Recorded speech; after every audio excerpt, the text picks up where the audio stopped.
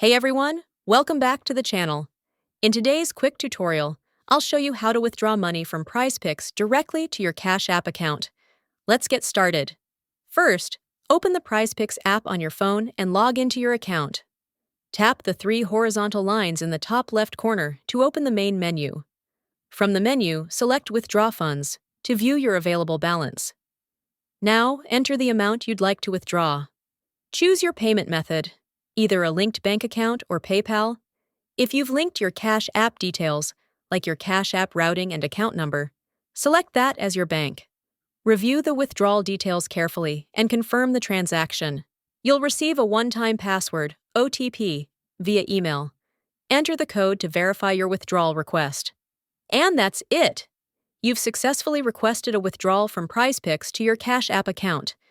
If this video helped you, please give it a thumbs up and subscribe for more quick tutorials. Thanks for watching.